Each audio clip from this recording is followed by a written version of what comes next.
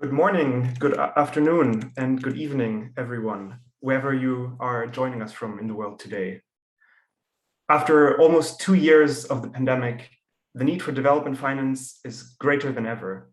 Governments are struggling with unprecedented debt burdens, poverty and inequality are on the rise, and the need for climate change prevention and adaptation is more pressing than ever.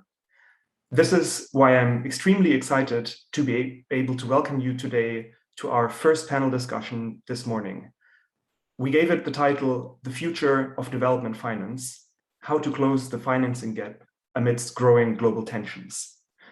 And we have an extremely accomplished panel today, starting with Christiane Laibach, who is member of the executive board at KfW, the German Development Finance Institution, Alexia Latortue, who is Deputy CEO of the Millennium Challenge Corporation and currently nominated for Assistant Secretary of the Treasury for International Markets under the Biden administration. Faheen Allibhoy, who is the Managing Director at the JP Morgan Development Finance Institution, so representing the private sector today. Professor Erik Berglof, who is Chief Economist at the Asian Infrastructure Investment Bank. And finally, the discussion will be moderated today by Professor Hans-Peter Lankes, who is currently visiting professor at the London School of Economics, and until recently was the chief economist at the International Finance Corporation. He is also an alumnus of the Harvard Kennedy School, so we are very excited to welcome him back today. And with that, over to you, Hans-Peter. Very good. Let me start as you do so. It's really great to have this panel. It's a fantastic panel. It's also an important and absolutely pressing topic. Thanks to the organizers for selecting it. I think it fits very well into this conference. So one of the reasons that this is an absolutely pressing topic is that we have the COP26 just ahead of us, where financing commitments will play a very central role. In fact, if we don't get a clear perspective on financing commitments at this COP, I think that coming to any kind of agreement is going to be very, very difficult. And it is pressing in light of the unequal recovery from COVID and the setbacks that COVID has meant to our prospects of reaching the SDGs. If we want to have any realistic prospect of achieving the sustainable development goals that humanity has set itself, we need to find solutions to development finance. We need to step up very, very significantly. Let me just give you an idea. So development finance is about financing investments in human, physical, natural, and social capital. And there are a number of estimates of the level of investments that would be needed to achieve the Paris temperature goals and the SDGs. And then comparing that with the finance available and projected. There are colleagues at the London School of Economics and at Brookings Institution that are finalizing this week as actually a pretty detailed exercise on making these estimates. And just to give you a preview, the estimated incremental financing need in developing countries, excluding China, is around $1.3 trillion a year by 2025. This is more conservative than some other estimates. About half of that would have to come from domestic resource mobilization from the countries themselves. And that would have to increase by around 2.5% of developing country GDP. We think that's ambitious, but it's feasible. We expect that ODA, official development assistance, will contribute only marginally to filling the gap. The biggest relative growth will need to be in funding from international development finance institutions, who would have to almost triple their financing to, we estimate, about $230 billion a year. Be good to understand from the panel today what the prospects are for that. And from the private sector, which would have to more than double net flows to developing countries to over $800 billion annually. Again, this excludes China. Now, how are we going to achieve that? It's pretty clear that it can't be development business as usual. Is, for instance, a widening of the development finance field going to make a difference with private sector institutions such as JP Morgan that we have represented on this panel, and new development banks such as the AIIB, which have joined the family of development finance institutions? We have Erik Berglof on the panel. What about new tools such as blended finance that some expect to be able to mobilize a multiple of private funds? Now, with COP26, there is a huge focus on climate finance, including the promise made in Paris to provide $100 billion in additional funds annually to developing countries, a number that already looks far too low, but that we still have not achieved. If we do achieve that, will that come at the expense of other development priorities, such as human capital? Be interested to hear from the panel. And finally, we see a flurry of initiatives, including the B3W, the Build Back Better World initiative that was announced at the G7 summit in Carbis Bay, and which was overtly geopolitical in nature. The interesting question here is, will rivalry between China and the traditional West benefit developing countries? With that, I would like to turn it over to the panel and ask Christiane, perhaps if you could start us off.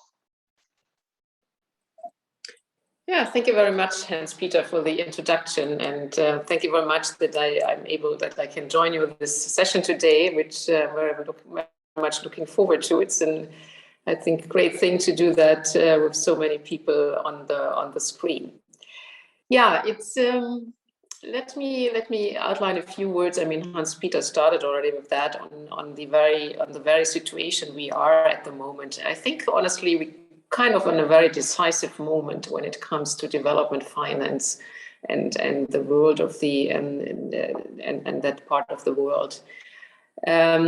Why am I saying that? I think we have been talking over the last couple of years, last few years, a lot about climate, about sustainability, about the global challenges that are attached to that.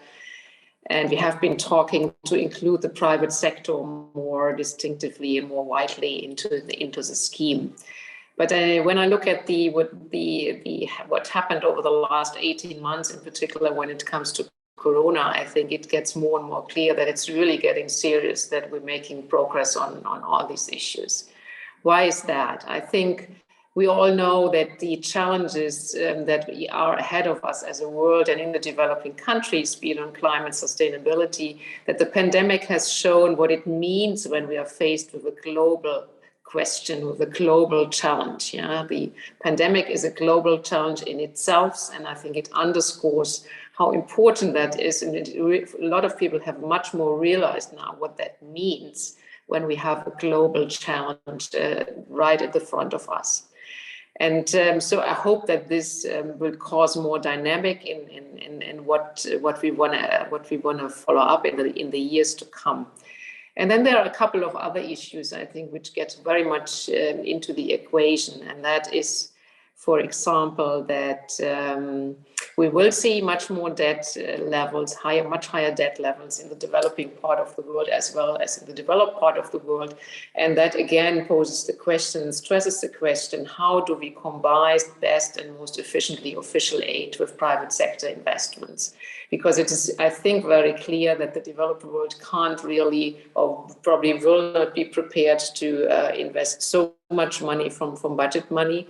And on the other side, we have to ask ourselves the question, what do we do with all the official money, the official aid, when debt levels in the developing countries are already that high?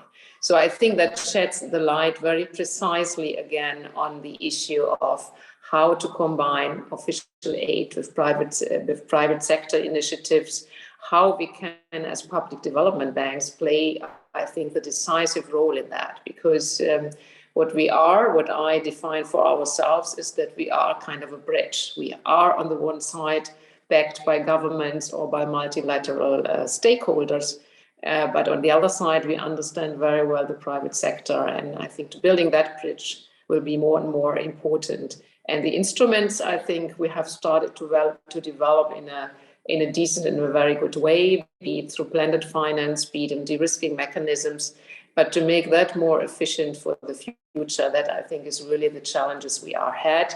But I think we take it to our heart, and our role, besides the financing and the volumes that we are talking about, I think what is very, very important is that we make ourselves, that we understand better ourselves even, that what we do is really what people are looking for is quality that we deliver, because only when we deliver the quality in what we understand from the development finance and developing world and are able to translate that into patterns which connect with private investors, I think then is a decisive role we as development banks can play. Then we can say that we have been successful in the end. Volumes and quality, I think, both play a very decisive role on that.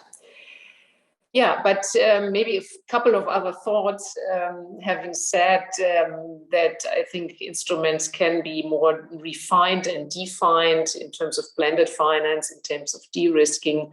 What I still believe is that what it really needs, that the instruments we are shaping, that they're still not distorting the markets, that they play, that we are able to play them and design them in a way that they support and help, but that they don't distort markets by getting too much into for the private sector in particular, too much into soft money and subsidizing.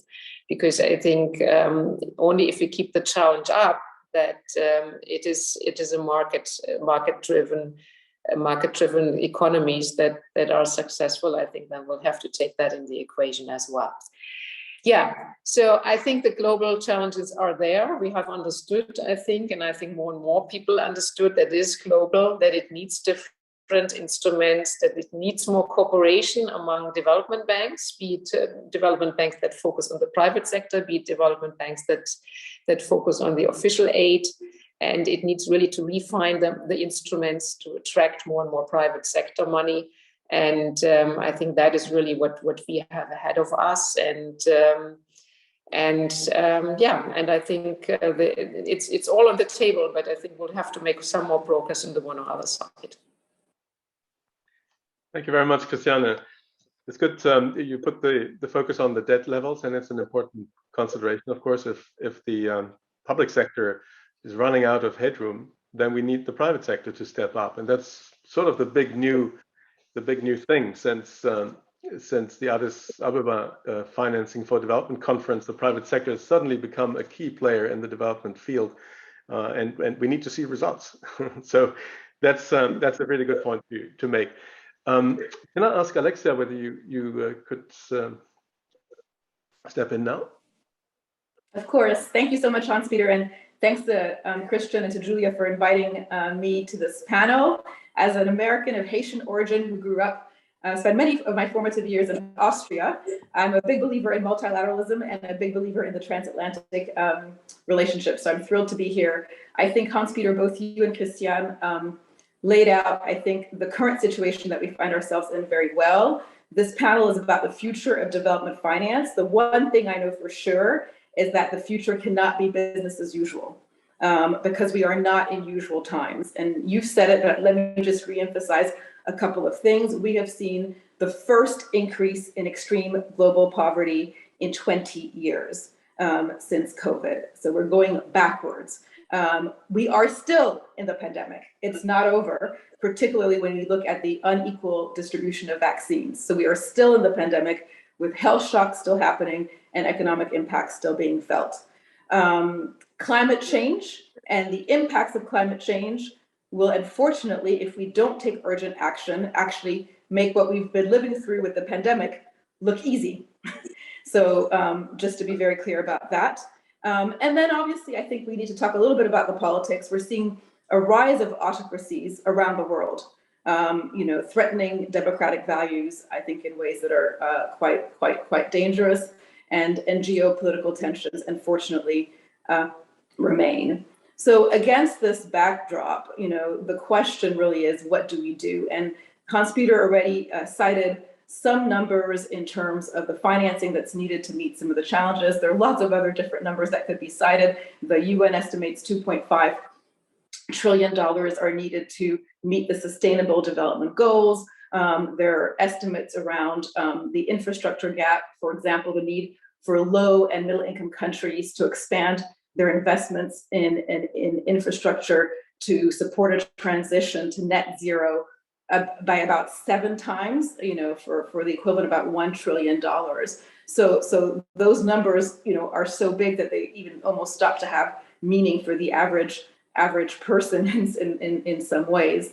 But I'd like to make the point that if I think about important moments in history, difficult moments in history, the answer was never just about financing. I think about the global financial crisis. I think about post World War II and the Marshall Plan. I think financing was critical, but trust, leadership, and a collective vision and action were, in my view, actually what made the difference. And then you need money to lubricate all of that. But without that vision, without that trust, without the leadership, I think it's very hard to go very far. And that truly is, I think, what is needed today.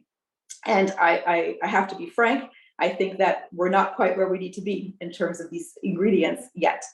But Hans-Peter, you mentioned the Build Back Better world. Indeed, I think that is, for me, the beginnings of potentially one sense of a response that is interesting and perhaps can deliver the results that you mentioned as well, Hans-Peter. So as some of you may know, the G7 in June at Carbis Bay announced this Build Back Better World initiative. It's an infrastructure initiative because, frankly, all countries, including the US, but also... So I think we may have lost Alexia temporarily. Let me see if she comes back in. Perhaps Faheen, or here is Alexia. Let's see if it works better. Alexia, can you hear us?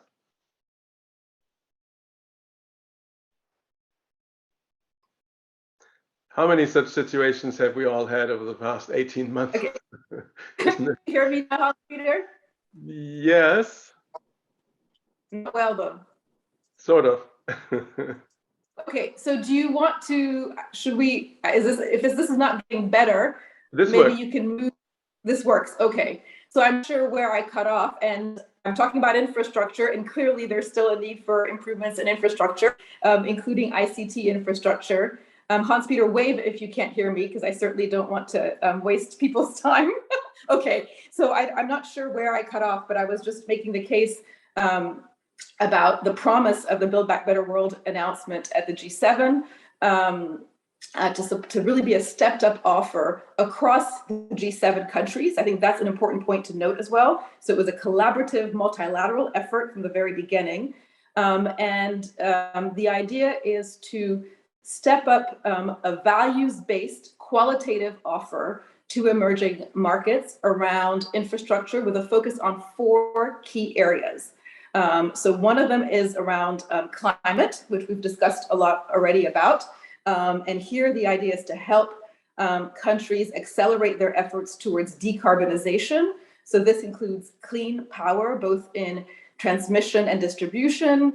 It also includes, of course, climate resilient transportation, nature-based solutions, and climate adaptation infrastructure, for example, seawalls or the restoration of mangroves.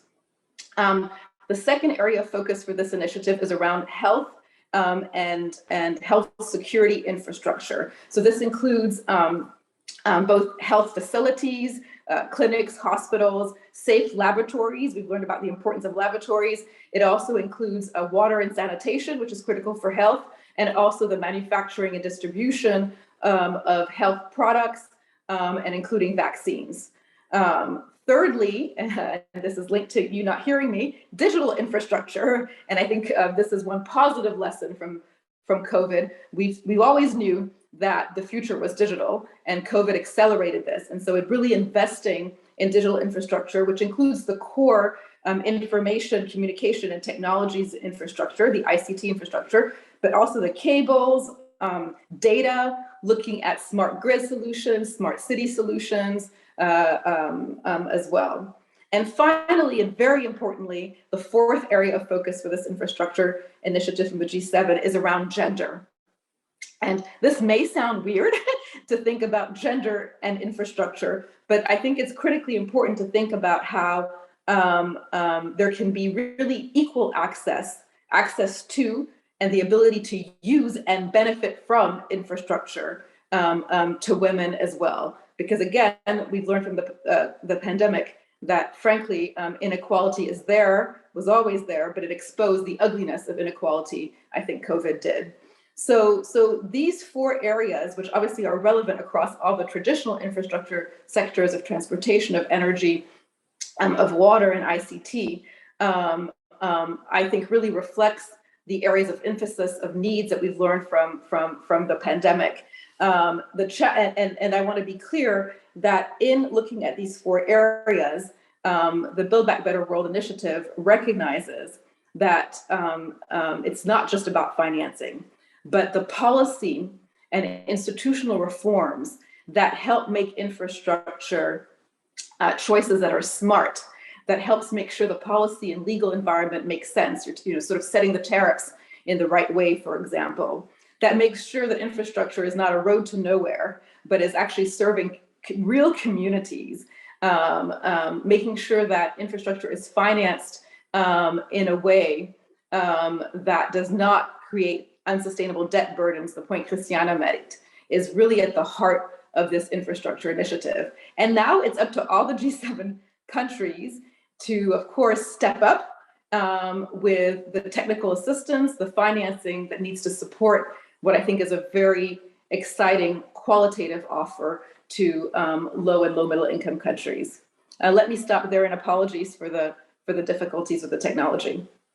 Not at all. Thank you, Alexia, and it's great that you've described this B3W. We have another acronym, and put the focus on leadership and vision, because I think you're quite right, and perhaps in part linked to the rise of autocracies. And there's a bit of a split vision, or at least it's difficult to unify behind a vision right now. And at the end, you also made that point that we also need to get going. So it's fine to kind of know where to go, but we are very, very far away from the numbers that are needed. And with that, Faheen, do you have the numbers? Thank you so much, Hans-Peter, for moderating this group, and many thanks to the German-American Conference for convening this panel this morning. So I think I wanted to take the opportunity to focus on three things. One is the SDGs and the Billions to Trillions agenda. Secondly is the new actors in the development finance landscape and a commercial approach potentially to sustainable finance. And thirdly, how to bring more institutional money to fund the SDGs and impact-focused transactions. So that hopefully will answer a little bit, Hans-Peter, where you want to take this discussion. So to start, I did want to underscore the importance of global agenda. Like some of the others on this panel, I happened to be in Addis for the Financing for Development conference back in 2015, where the Billions to Trillions agenda was officially launched. And at that time, I would have never thought that this rallying cry would be heard beyond the MDBs or government.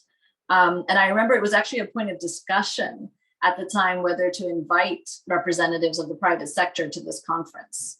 I mean, since then, and it's been 6 years, I don't know if that's long or short, COVID makes the sense of time a little bit different, but in these intervening years, I think we've seen a big change and two global agenda emerge. The first being obviously the Paris Climate Accords, and the second being the SDGs, both of which have 2030 goals and targets, and interestingly, a growing coalescence of institutions that are aligning around them. I think having goals and metrics and deadlines has been an effective way, actually, to bring together different stakeholders. This is a language that the private sector understands. And I think having these agenda has been able to bring people together. So that's kind of where I wanted to start. So I think this takes me to new actors in the SDG landscape, and specifically maybe the creation of the JP Morgan Development Finance Institution as, you know, as a first in that. JPM launched the DFI back in January 2020 to mobilize capital towards the emerging markets. The focus is on the emerging markets and the 144 countries that are eligible to borrow from the World Bank, but also to meet growing demand from investors that are seeking assets that have financial and development impact. There is a growing interest from investors in ESG and actually having impact metrics in transaction. It's, you know, it's part of a longer trend.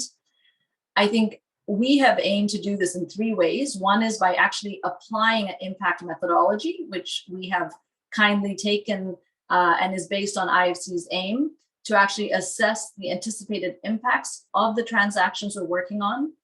The second thing we'd like to do is to originate and structure development finance transactions. And I think very importantly, to move this agenda forward, is to identify sources of capital that are interested in financing these opportunities with measurable impact.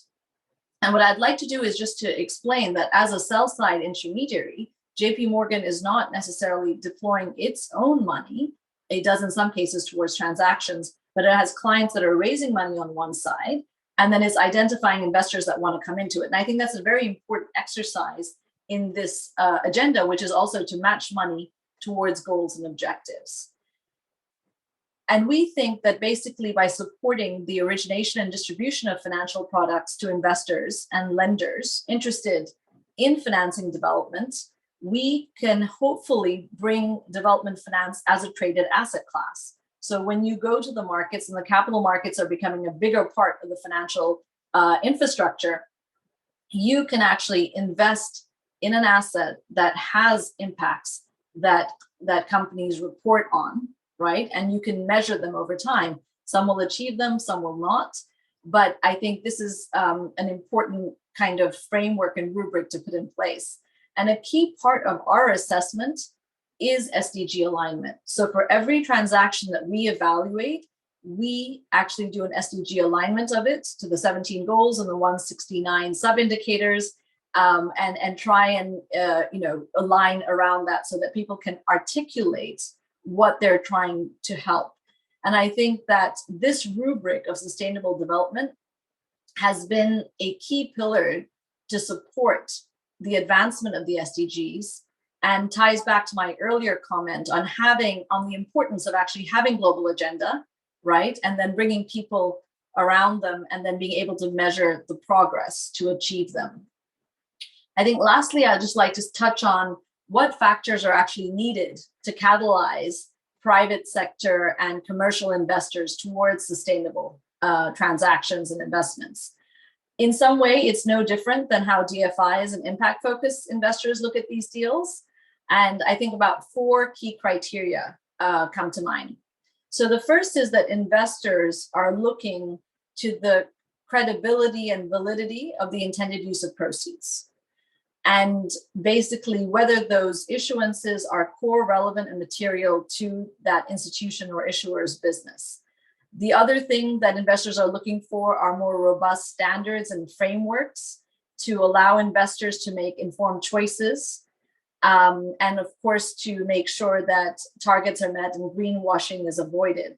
Investors are focused on investing, and I think what they would like to see is more harmonization of metrics, and to have maybe the global community help with that effort so that they can look at transactions and not themselves have to evaluate whether impacts are being made or not. So I think the credibility and the validity of those use of proceeds is very important, and metrics around them. I think the second important framework, obviously, is a well-regulated financial ecosystem, right? You need to have that in place to support broader sustainability-linked policies at the global level, but also to mobilize that amount. So I think we need to have smart financial, ecosystem, have certain regulations, but also be able to ward off any unintended consequences of those regulations. I think what's also very important to commercial investors is standardized formats that are replicable, using the same metrics, the same documentation, the same legal counsels that know how to do deals, to be using ratings. That's how the financial system works. And things that are too bespoke, with too many different players playing too many different roles, may actually be more difficult to evaluate and monitor in the long run. So if we can take transactions and actually make them replicable, that will help commercial investors. And then finally, which is very important, which is the speed of the transaction, the certainty of closing, and limited transaction and friction costs. I think capital markets are very fast moving, and catching the open windows are key. And as such, the need for speed and consistency is something that is needed to bring commercial investors to the table.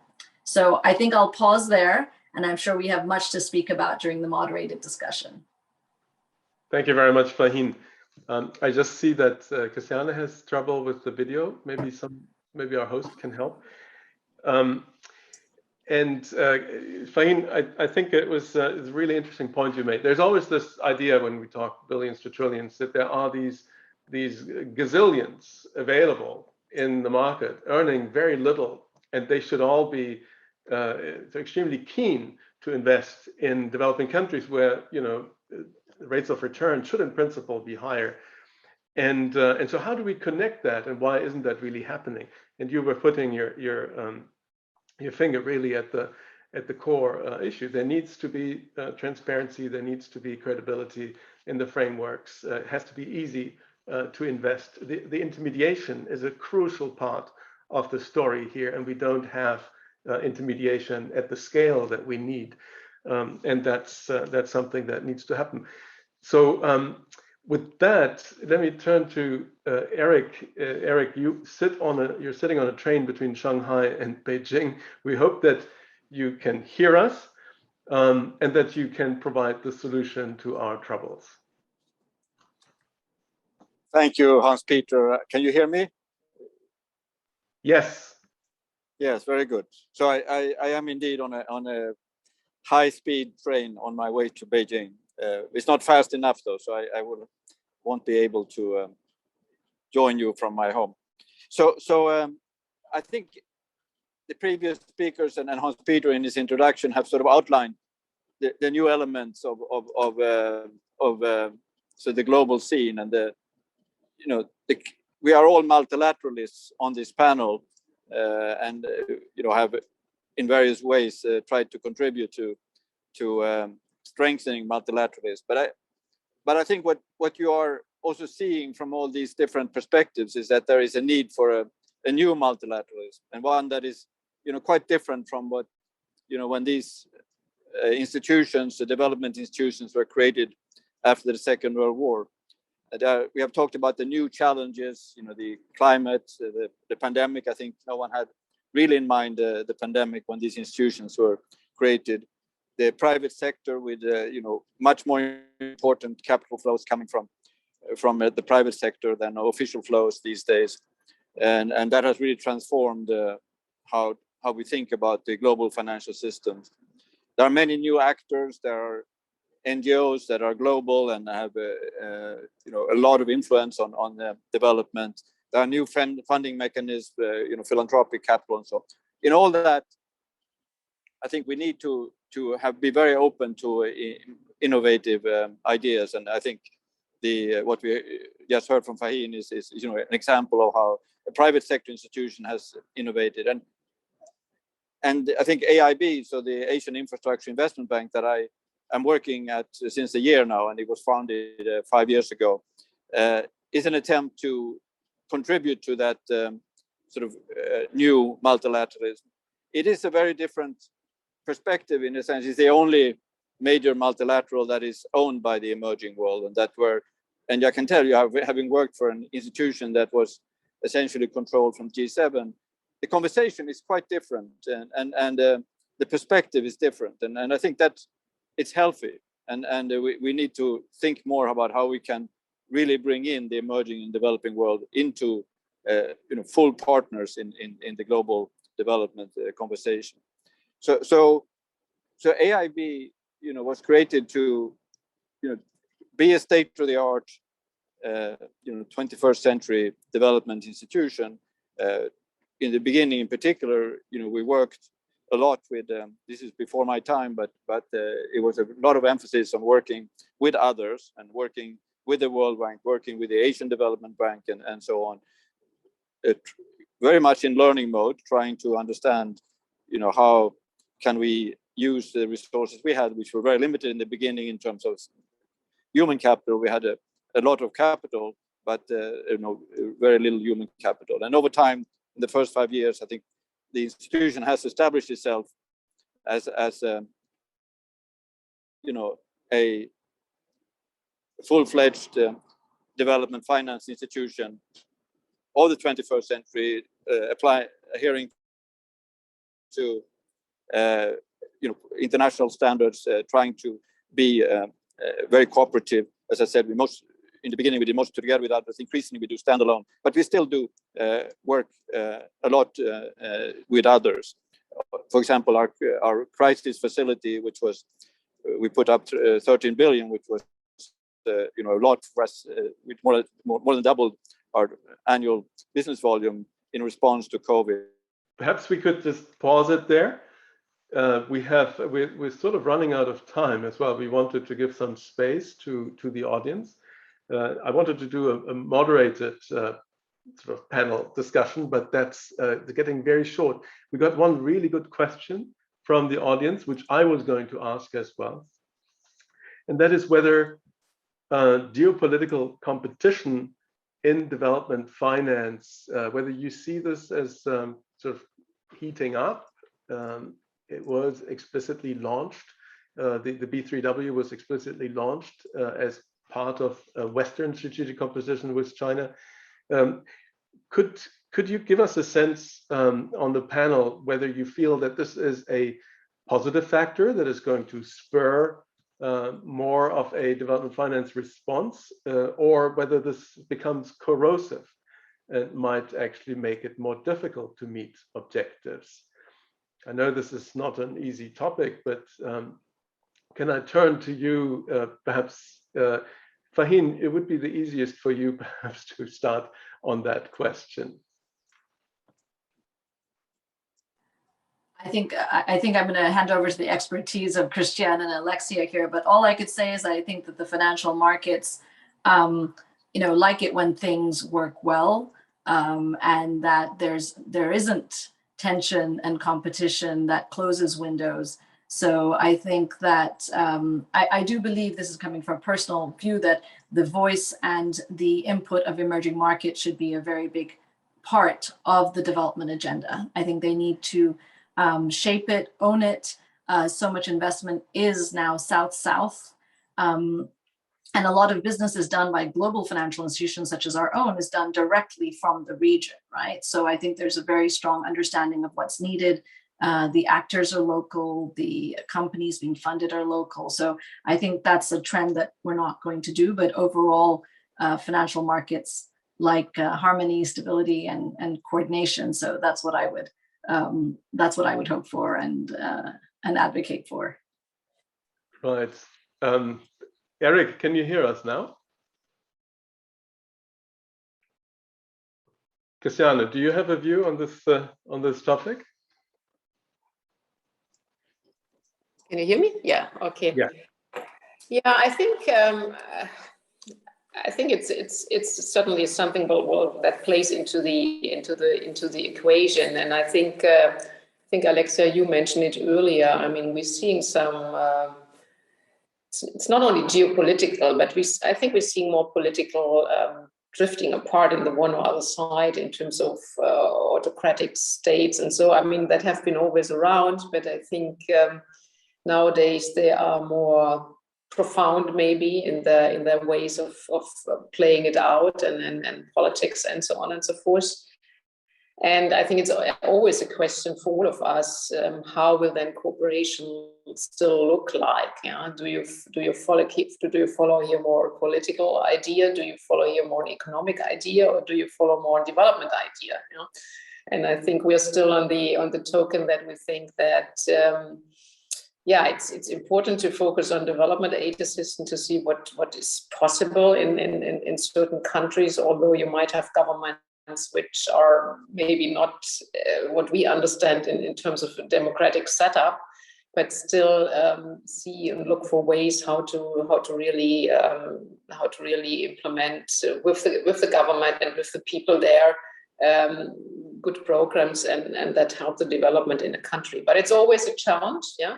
And I think we are all challenged. Not if I look at it from a more operational point of view, even if you look at all what we are asked today, be it for financial institutions in the private sector as well as in the public space, in the government space, is what we are asked for in terms of compliance, and for good reasons, yeah, compliance and corruption and so on and so forth, to really force that there's as much transparency as possible. I think these are the challenges we all have, and there again, I think we're still in a development phase to establish their instruments and ways of looking at and making it possible that we can work with the governments together. Thank you, Christiane. This actually leads me to a question to Alexia, also sort of drawing on what participants now, I'm looking at Tim Menke, have been asking us. Does it sort of matter where the money is coming from? Christiane, you suggest that it does, because governance is important. Alexia, when you were talking about the B3W, you made that values-driven point very strongly. But for a country, you know, if someone is willing to finance that port or that railway, and it's there, you know, what is it? If is a values-driven competition a good deal for the country? No, thanks. And again, please let me know if I should turn my video off for sound reasons. So these are fundamental questions, and I want to start with something Faheen said. For me, effective development finance is development finance that is deeply anchored in the actual reality, needs, and perspectives of the countries that we're trying to work with and support. So if the focus is on country, for example, the institution I work for, Millennium Challenge Corporation, country ownership is a core principle of how we function.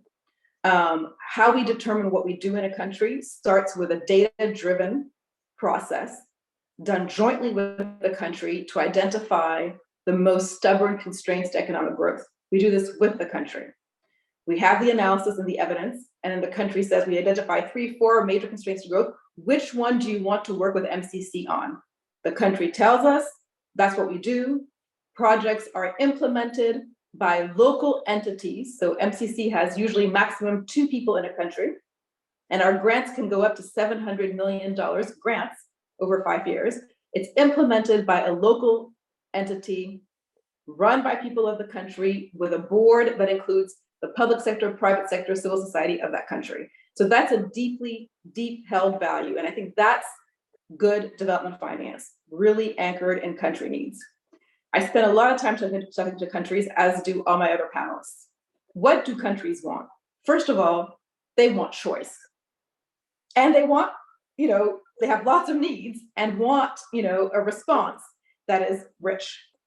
Every time I talk to countries, they don't want to be the playing ground for geopolitical tensions. They want a range of different actors to truly be interested in them. And so I think when I think of an initiative like B3W, it will be effective if it carries that principle of engagement with the countries, looking at the countries, talking to the countries. Countries understand the differences between different financiers very well, not just from a geopolitical perspective, but even from a technical perspective. They know I want to work with X on this kind of issue and with Y on this kind of, they know us well. They sometimes play us off a little bit against each other too. They know us well. So the need is there, and the need for money from all sources is there, if you're looking at it from a country perspective. And frankly, the more we have democracies around the world, the more they're under time pressure to deliver for their people. So they need financing. I think where things get more dicey, to be frank, is around this issue of standards. And when I talk about standards, I'm not talking about lofty things. I'm talking about very specific things: engineering standards, environmental standards, procurement standards, social standards. Is there transparency, a point you made earlier? Or do I as a country have to sign a non-disclosure agreement about the terms of the deal, where I can't even be transparent with my own people about the terms of the deals and the kinds of engagements I'm making? Those are principles and standards that, from my perspective, are critical. And I think from a country perspective, from what I hear at least, countries are also becoming more demanding on those fronts. Thanks, Alexia. That was great. Very forceful. Let me take up. Erik, are you there? Yeah. Can I come in? Because I think this is a very interesting topic, and I really think that Alexia put the finger on what's critical. And on the one hand, I think a lot of countries now are getting attention that didn't get attention very much in the past, and so I think it's not all bad that there is this kind of competition. But what it cannot do, we cannot start compromising on these standards, and the standards that Alexia were mentioning are so critical and so important, and it's taken us a long time to build these standards, and we know that without if you compromise on these standards, you're going to get lower development impact and so on. So that I think is absolutely critical. I do think though that there is it's not, I hear what she says about the Millennium Challenge Corporation and so on, and I think it's all very well intended, but I think it is fundamentally different, when the countries themselves own the institution and have a majority of emerging and developing country voice on the board. That shifts the conversation, and again, I think we need here. I think it's good to have complement and look at different alternatives. And as I said, most of the time AIB works with others. So I think these are things that we can agree on. But again, I think it is important that we get a more genuine ownership from countries. Yeah, I think that's a really important point that the whole development community has learned over decades. Can I turn to a slightly different topic, which has been brought up here by Luca Wachtendorf and also Michael Schmidt. That's this question of how climate goals relate to development goals. So is there a competition there actually? But also, it also raises the question of whether we have been focusing on the wrong objectives in development finance in the past, which was sort of growth, but perhaps growth that has produced unwanted side effects.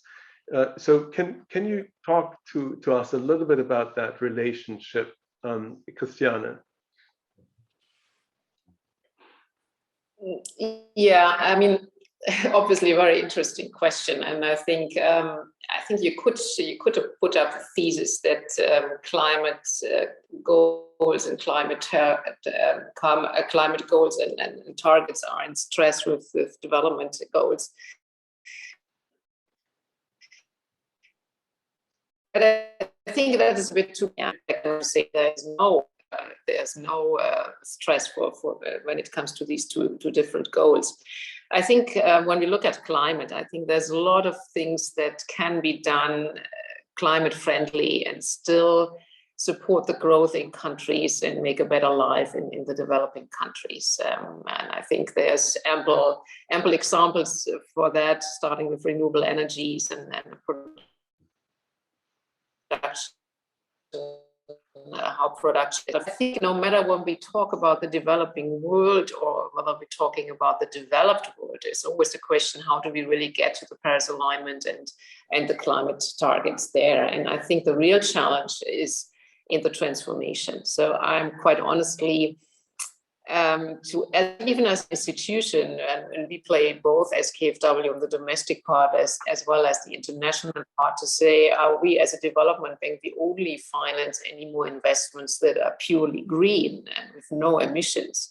I think then we wouldn't fulfill what our mission is, because our mission is to support the transformation, and that is way more the challenging part than just excluding a whole investment environment from your portfolio. It's more how you get into the situation that you can still be Paris aligned as an institution and in your policy, and still support the transformation in the sense that it might be a step-by-step approach till industries and countries really get to a carbon-free environment. Yeah, but the questions to this answer can only be answered on a country-by-country basis, and on each portfolio, and maybe even industry sectors as well. Yeah, because I mean we have a lot of industry sectors where we have, just from an engineering point of view and a production point of view, no answer yet how we can produce certain goods without any emissions. Yeah, so I think that's really very, very important for us. And the other part, which obviously plays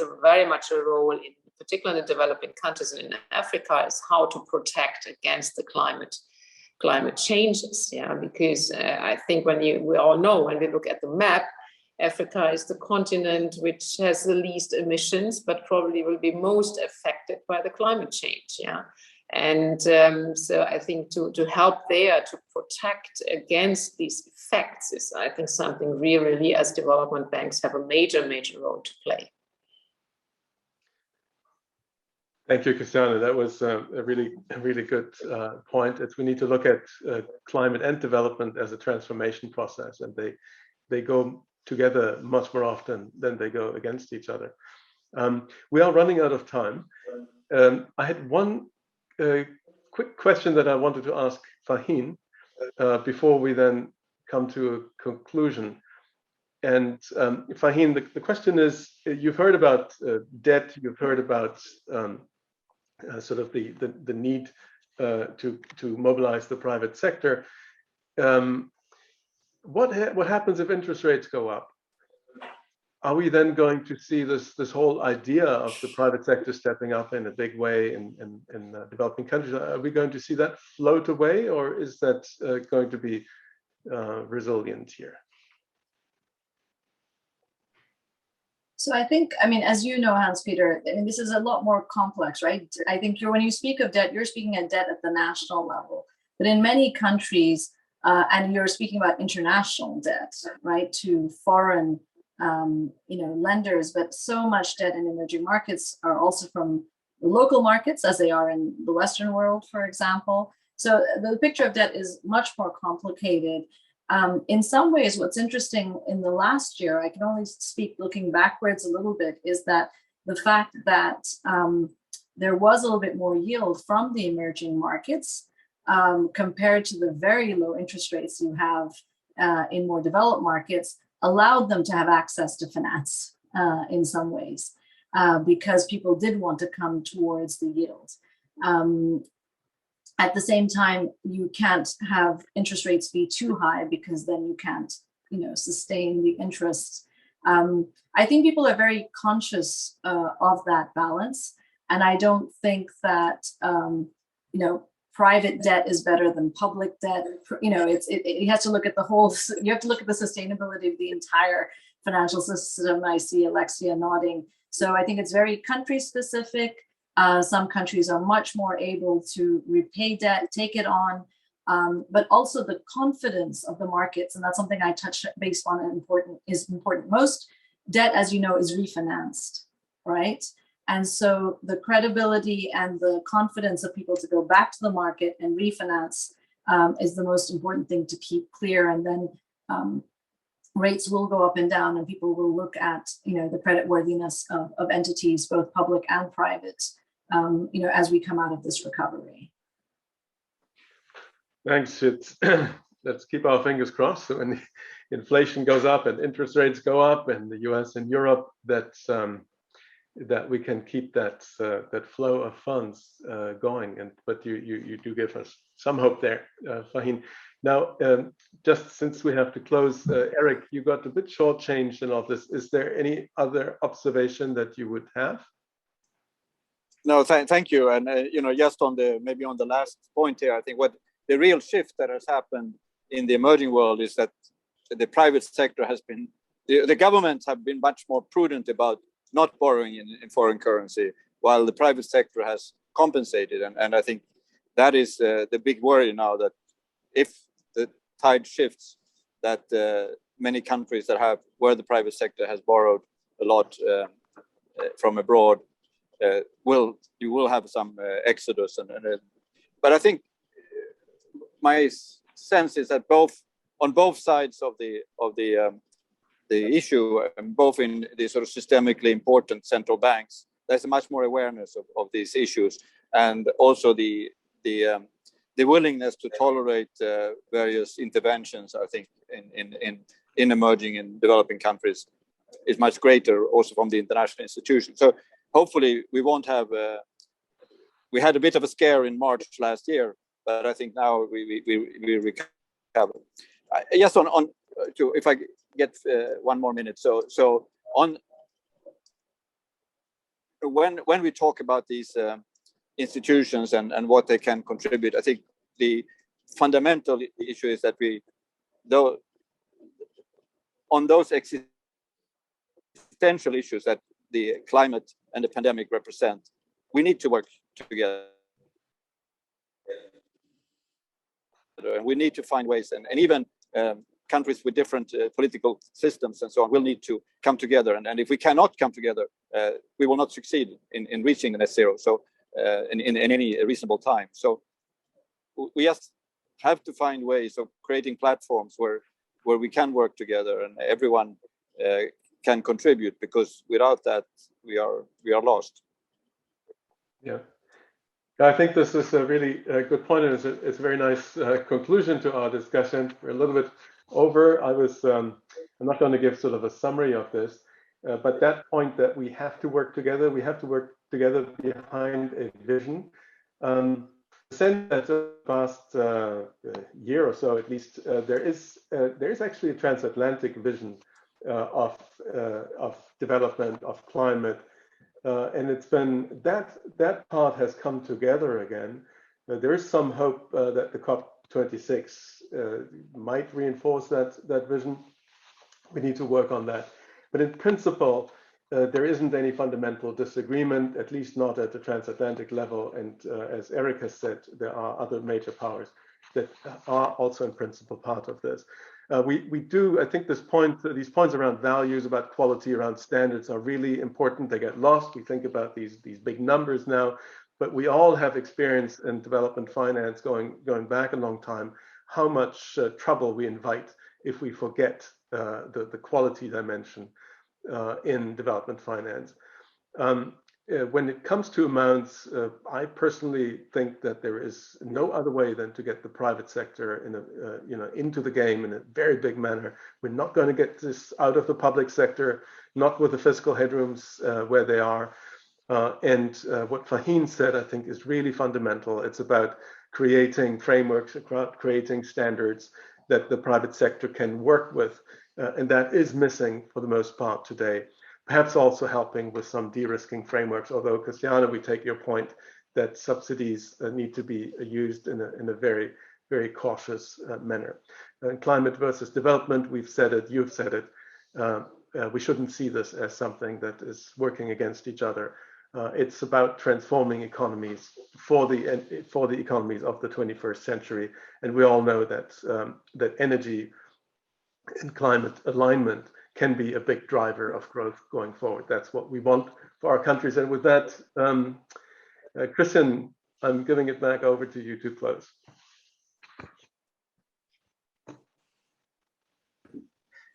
Thank you very much, Hans-Peter, and thank you very much to all the panelists today for this wonderful discussion. It was a pleasure to have you.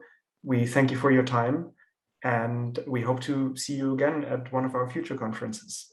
So with that, have a wonderful rest of the day, And we will be now up for a short pause and then continue with our next event in about 10 minutes time. Thank you.